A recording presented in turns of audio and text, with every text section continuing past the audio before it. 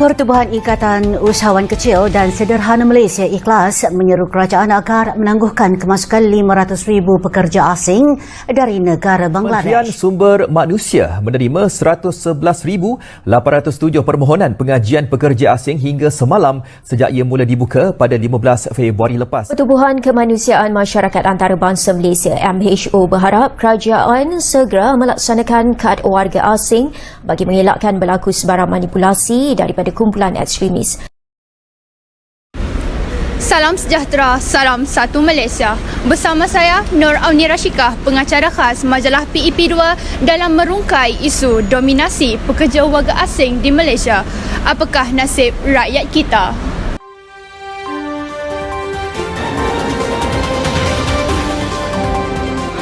Migrasi merupakan suatu fenomena yang tidak asing dalam negara kita. Fenomena ini adalah sebahagian daripada proses pembangunan ekonomi dan sosial di negara ini. Sejak dari awal abad ke-20, Malaysia telah membuka peluang untuk menerima pekerja asing setelah dasar imigrasi liberal diperkenalkan oleh kerajaan kolonial Inggeris. Namun, telah menjadi satu masalah apabila situasi migrasi ini menjadi tidak terkawal dan hal ini menjadi lebih buruk dengan kedatangan pendatang asing tanpa izin, iaitu yang kita kenali sebagai parti ke negara ini. Di Malaysia, kemasukan pendatang asing yang tidak dikawal dan berterusan telah menjadi isu yang kritikal untuk ditangani oleh kerajaan. Sejak beberapa tahun lalu, jumlah pendatang asing yang bekerja telah dianggarkan seramai 2.3 juta orang atau 23% daripada pekerja yang ada di Malaysia.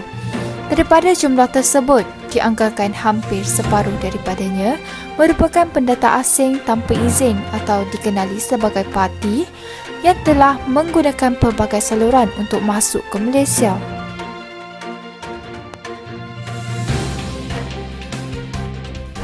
Mari ikuti kami ke segmen seterusnya untuk mengupas isu kedatangan pekerja asing dengan lebih mendalam dan terperinci. Mari kita teruskan. Terima kasih kepada pengacara Auni Rashikah. Sekarang saya berada di Terminal Bersepadi Selatan untuk mewawancara beberapa orang awam mengenai topik dominasi pekerja warga asing di Malaysia. Apakah nasib rakyat Malaysia?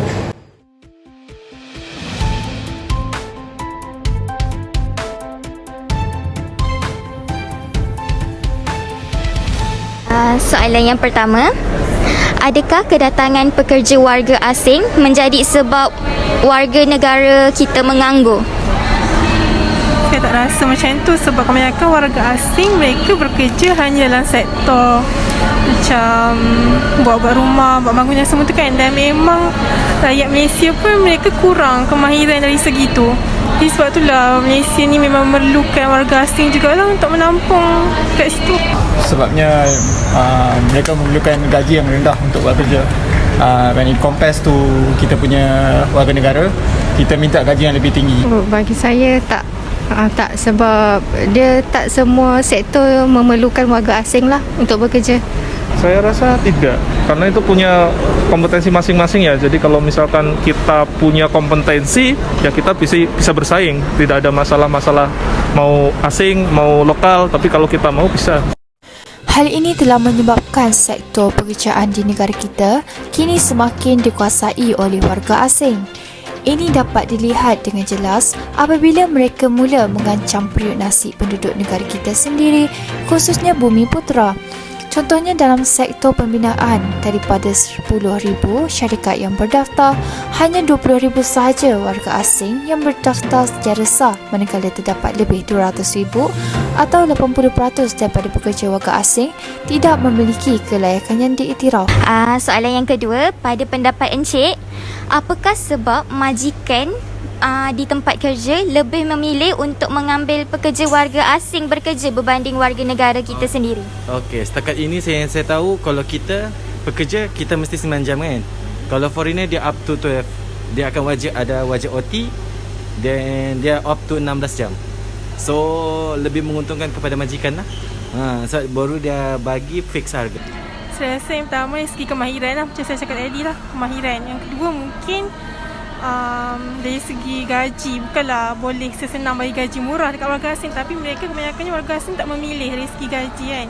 Mungkin saat pertama gaji mungkin salary biasanya rendah atau apa gitu kan. Kemudian mungkin kalau asing mungkin dia sedikit banyak kurang tahu tentang hukumnya gitu kan, hak dan kewajibannya mungkin nggak tahu, sehingga mereka pasti cenderung lebih patuh daripada warga lokal, biasanya seperti itu.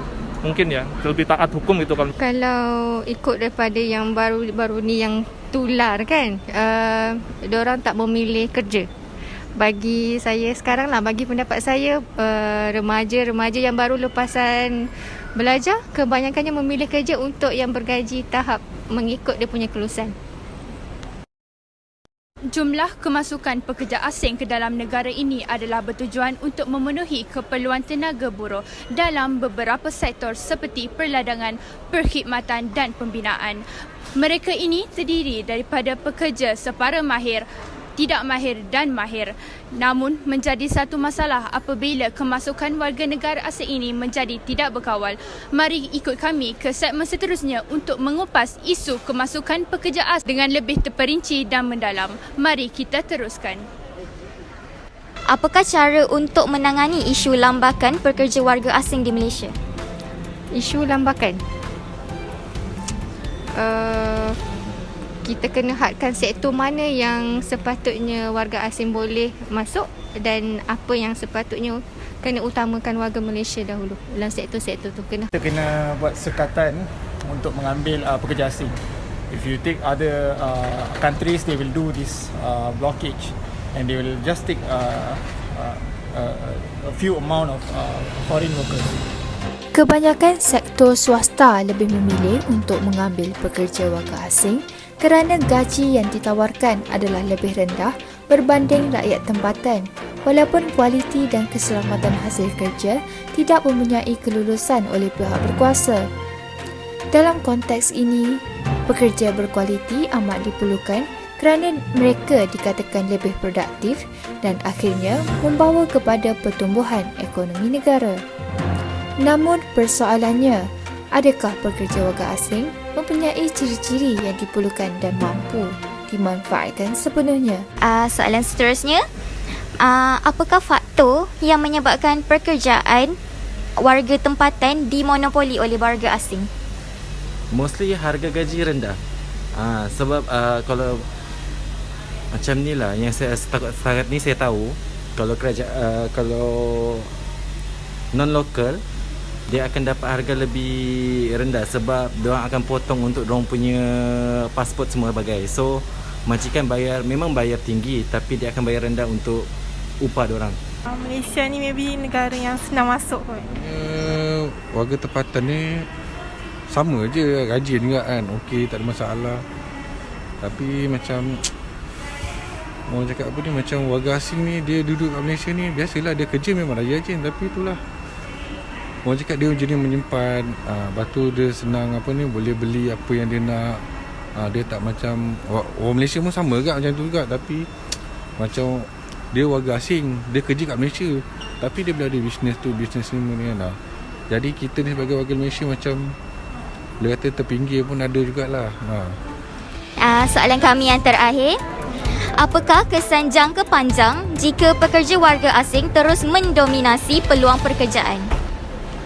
Sebaiknya kalau kita berbicara dari segi sudut pandang warga negara Malaysia ya, harusnya diprotek itu, dilindungi dahulu. Bagaimana caranya? Ya bisa macam-macam, kayak contohnya apa sih yang kita kalah bersaing, kayak contohnya misalkan SDM, ya maka kita kasihlah semacam pelatihan agar bisa bersaing gitu. Selain itu ya mungkin nanti ada pembatasan tertentu.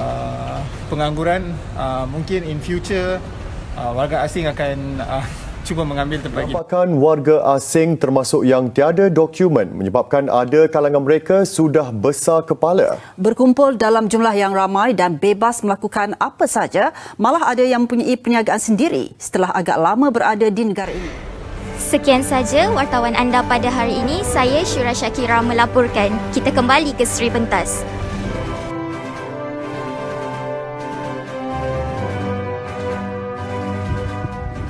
Terima kasih wartawan Syurah Syakirah. Dominasi pekerja asing membawa impak negatif kepada negara. Sektor pekerjaan didominasi pekerja asing. Lambakan pekerja asing mengancam keselamatan negara. Rakyat resah memikirkan nasib mereka.